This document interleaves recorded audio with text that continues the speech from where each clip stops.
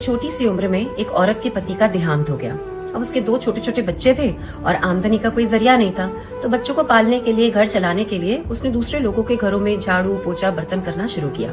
उस औरत के मोहल्ले में एक सब्जी वाला आया करता था। एक सुबह वो औरत उस सब्जी वाले के पास गई और उसने उसे 50 रुपए का एक नोट दिया। सब्जी वाले ने औरत की तरफ देखा और पूछा कि हाँ जी बताइए, क्या दूं 50 रुपए का? तो वो औरत बोली कि नहीं, मैं आपसे कुछ लेने नहीं आई हूँ, पर मैं आपको 50 का नोट देने आई हूँ, क्योंकि कल रात को जब मैंने आपसे सब्जी खरीदी थी तो आपने गलती से मेरे थैले में 50 रुपए की सब्जी ज्यादा डाल दी थी। मैंने भी घर जाकर देखा तो इसलिए मैं आपको ये पैसे देने के लिए आ गई। अब ये सुनकर सब्जी वाला थोड़ा हैरान हुआ और उस औरत से बोला कि लोग अक्सर मुफ्त की सब्जी लेकर खुश हो जाते हैं, कोई पैसे देने नहीं आता, आप क्यों मुझे पैसे देने आई हैं? तो वो औरत बोली कि मेरे पति बहुत अच्छे इंसान थे और बहुत कम उम्र में ही उनका देहांत हो गया था। उन्होंने जाते जाते मुझसे यही कहा था कि जीवन में कभी भी किसी का भी 1 रुपया भी मत रखना, वरना तुम्हारे बच्चों के साथ कुछ गलत होगा। अब क्योंकि मेरे बच्चों की बात है इसलिए मैं कभी भी किसी का भी 1 रुपया नहीं रखती। और ये कहकर वो औरत वहां से चली गई।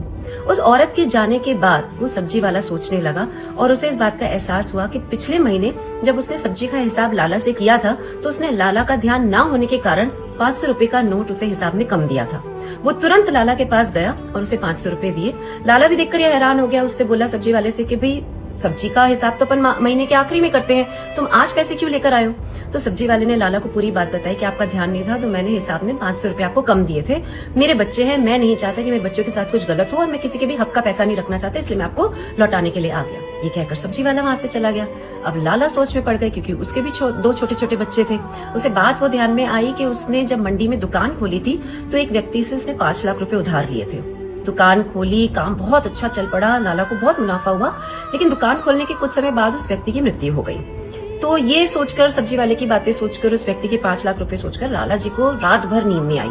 अगले सुबह उठते ही वो उस व्यक्ति के घर पे गए और उसकी बीवी के पैरों में गिर गए, माफी मांगने लगे कि भाई मैंने आपके पति से 5 लाख रुपए लिए थे, लेकिन उसकी मृत्यु हो गई कुछ समय बाद ही। मुझे लगा कौन हिसाब रखेगा और मेरी नीयत में खोट आ गया, मैंने 5 लाख रुपए ना देने का फैसला किया, लेकिन अब मैं आपका उधार चुकाना चाहता हूँ, मैं आपको पैसे देना चाहता हूँ। उस लाला जी ने उस औरत को 5 लाख रुपए भी दिए और माफी भी मांगी।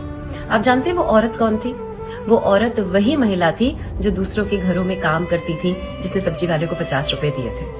तो अगर आप किसी का भी 1 रुपया रखे बिना, जिसका भी जो भी हक का बनता है, जो आपने लिया है वो उसे लौटा देते हैं, तो भगवान आपके घर में बरकत जरूर लाते हैं, आपकी सच्चाई के लिए आपको बढ़ कर देते हैं। लेकिन अगर आप किसी का हक खाते हुए सोचकर के अरे सामने वाला तो कमजोर है, मेरा क्या ही बिगाड़ लेगा, या कोई हिसाब रखने वाला नहीं है, मुझसे तो कोई पूछने वाला नहीं है, तो याद रखिए कि सामने वाला कमजोर हो सकता है लेकिन वो ऊपर वाला कमजोर नहीं है। और वो आपने जितना लिया